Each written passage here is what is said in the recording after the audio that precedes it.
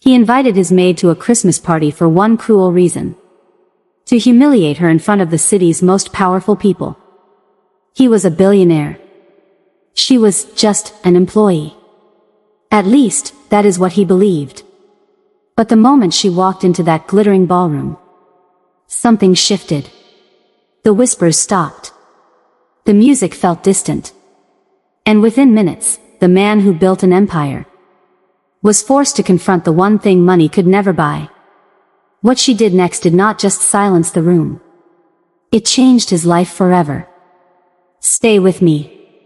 Because this is not just a story about wealth. It is a story about pride, betrayal, redemption, and the unexpected person who transformed a billionaire's heart. I was born in a one-room apartment, above a mechanic shop, where the air smelled of oil and burnt rubber. My mother cleaned houses. My father vanished before I learned his voice. I swore I would never live small. At 19, I slept in my car, with business plans drawn on grocery receipts. Cold leather against my back. Empty stomach. Fierce ambition. I built my company from rejection. From investors who laughed. From partners who stole and left. Betrayal became my teacher. Pride became my armor. By 40, I was a billionaire. Glass towers carried my name. Magazines praised my discipline. They never saw the loneliness. At my annual Christmas gala, crystal lights shimmered above silk gowns and tailored suits. Wine flowed like applause. And in a moment of arrogance, I invited my maid. Not to honor her. To display generosity. To entertain my guests. When she entered the ballroom, the music softened. She wore a simple navy dress. Graceful. Calm. Whispers moved through the crowd. I introduced her lightly. Almost playfully. She looked at me. With steady eyes. "Sir," she said gently. "I prayed for you when your company nearly collapsed." The room froze. She spoke of the night she found me, alone in the study, hands trembling over unpaid debts. She told them how she had sold her late mother's bracelet to cover a payroll check, so my employees would not suffer. I had never known. Shame burned hotter than the chandeliers. After the guests left, I asked her why she helped me. She smiled softly. Because success without kindness is failure in disguise. Her words broke something inside me. I offered her partnership. Scholarships in her mother's name. A seat beside me, not behind me.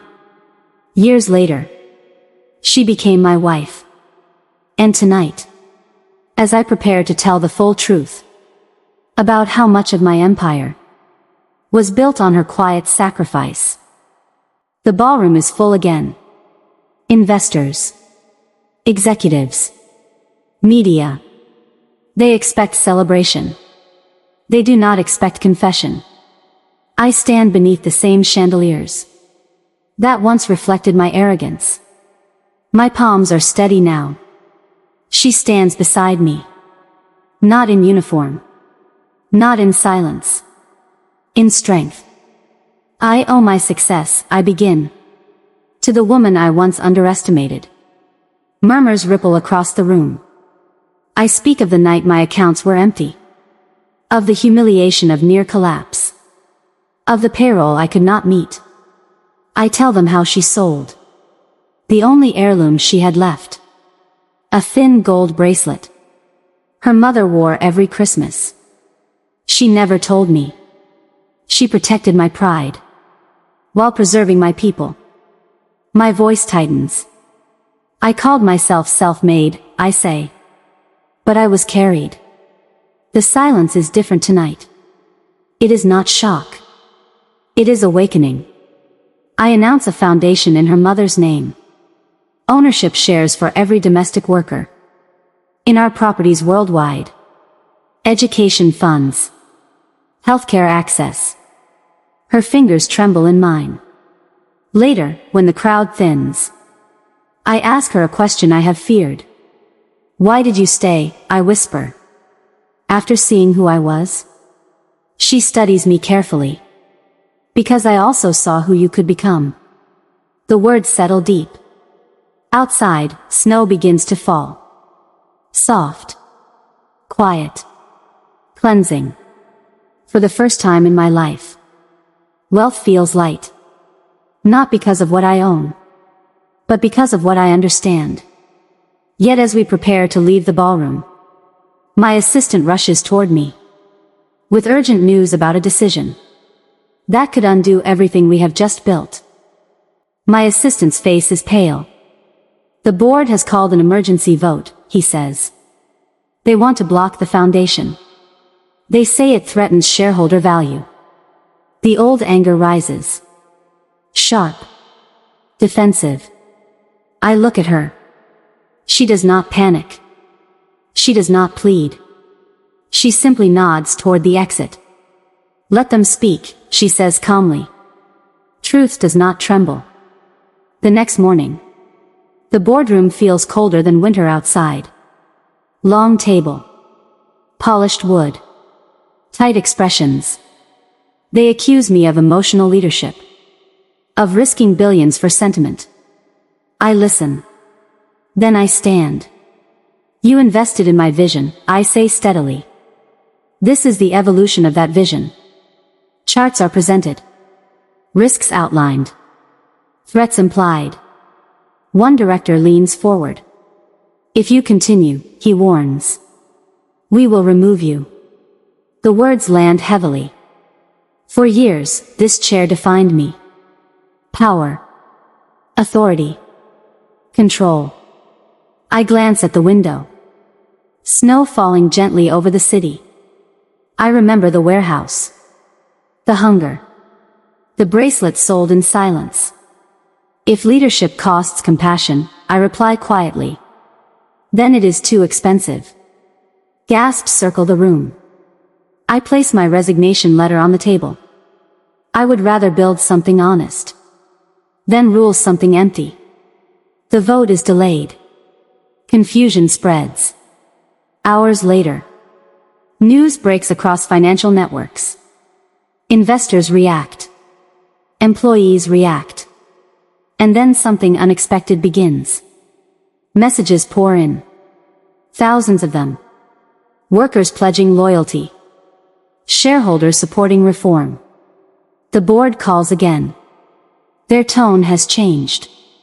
Public support is overwhelming. The vote shifts. The foundation stands. As I leave the building, she waits at the entrance. Snow gathers in her hair. You chose well, she says softly. But before relief can settle, a black car pulls up beside us. And a familiar figure steps out. With documents that could rewrite our future. The car door closes with a quiet thud. Marcus Whitfield steps onto the pavement. My former rival. The man who once tried to acquire my company. When we were weakest. Snow gathers on his shoulders. His expression is unreadable. He holds a leather folder. I came before the press does, he says calmly. My body stiffens.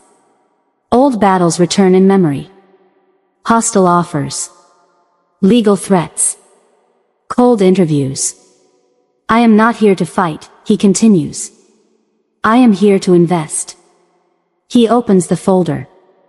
Inside are documents. Pledging significant capital. To expand the foundation. No controlling stake. No hidden clauses. Just partnership. I watched what you did, he says. You risked everything. I search his face for strategy. For manipulation. I see none. I once believed profit was victory, he admits. You proved it is influence. The snow falls heavier now. Softening the edges of the city. She steps closer beside me. Why? I ask carefully. Marcus exhales slowly. My daughter works as a nurse, he says. She told me about your healthcare initiative. His voice lowers. She said it gave her hope.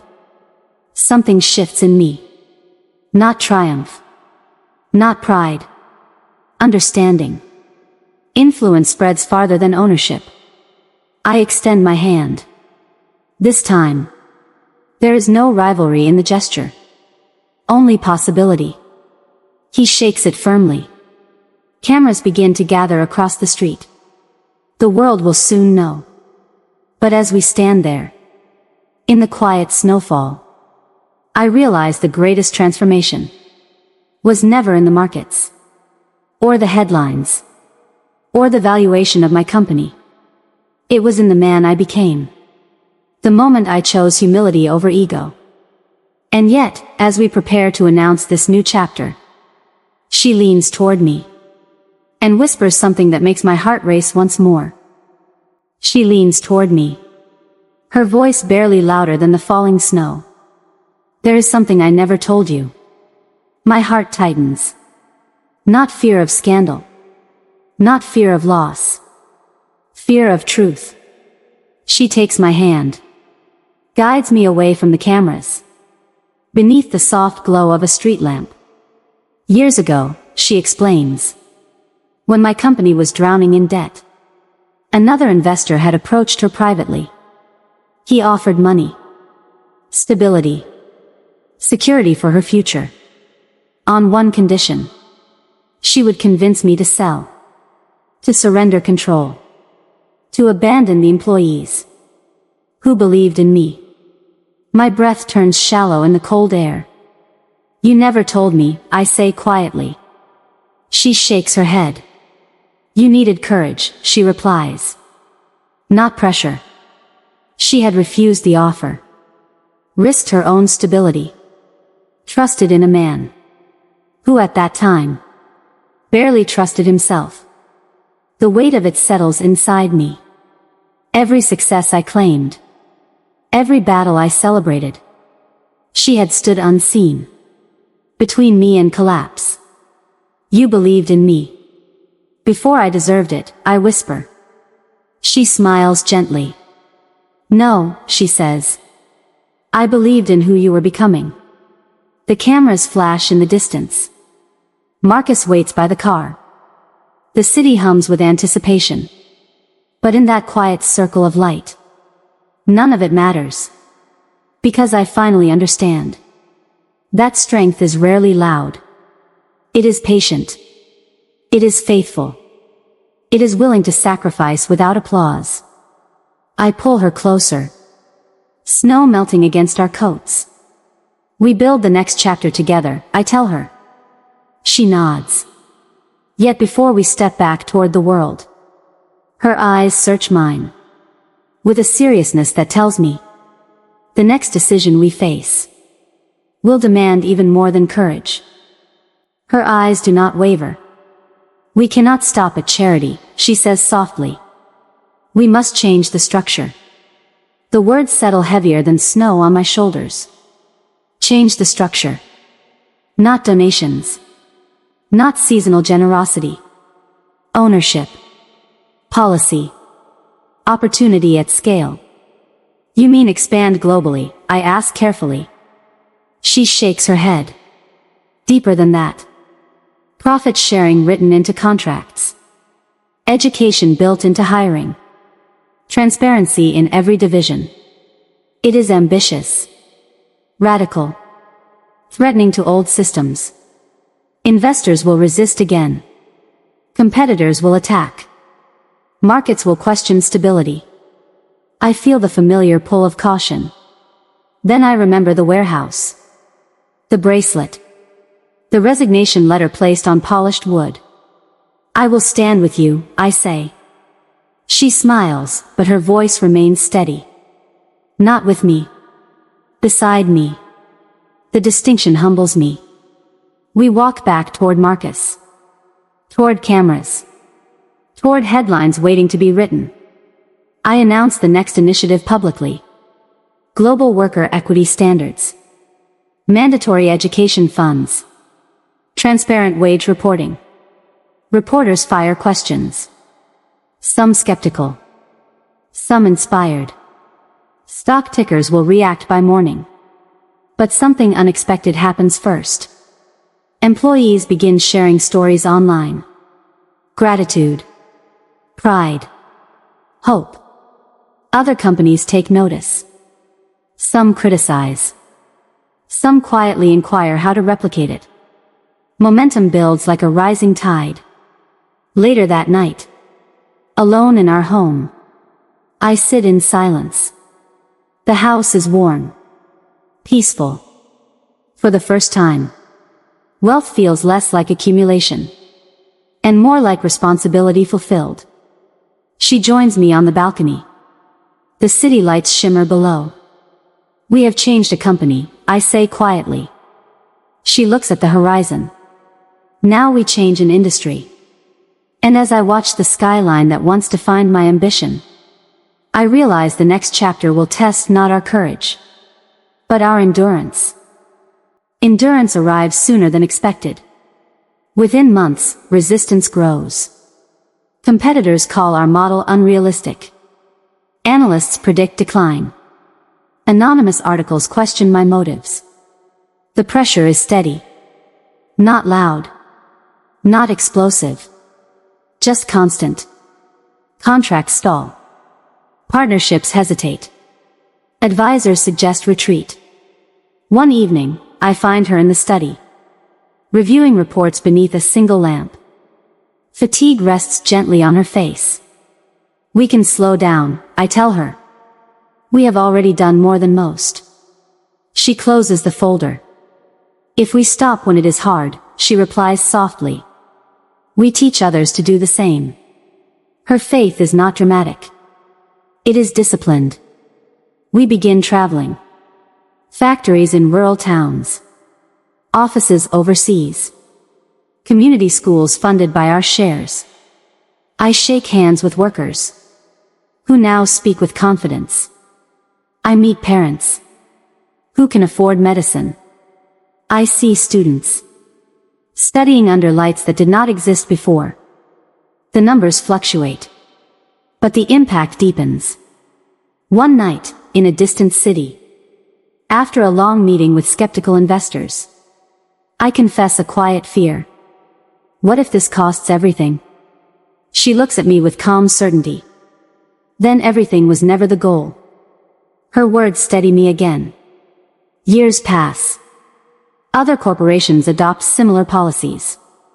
Governments consult our foundation. Young entrepreneurs cite our model as proof that profit and compassion can coexist. The industry begins to shift. Not because of one speech. Not because of one headline. But because endurance outlasted doubt. On a winter evening, we return once more to that grand ballroom. No arrogance. No spectacle. Just a gathering of workers, partners, families. I look around at faces once unseen. This time, when the music plays, it feels different. Not like celebration of wealth, but celebration of shared dignity. I turn to her, the woman who once entered this room alone. And I understand fully at last. That greatness is never built by one person. It is sustained by those who believe. When belief is costly. As the lights shimmer overhead, I raise a glass not to success, but to the courage to build something that serves beyond oneself. The music softens. Laughter fills the ballroom. Not the sharp laughter of pride, but the warm sound of belonging. I stand beside her and remember the night. I invited her here to humiliate her. How small I was then. How fragile my definition of success. I once believed wealth meant power, control, recognition. I was wrong. Wealth without humility is emptiness in a polished suit.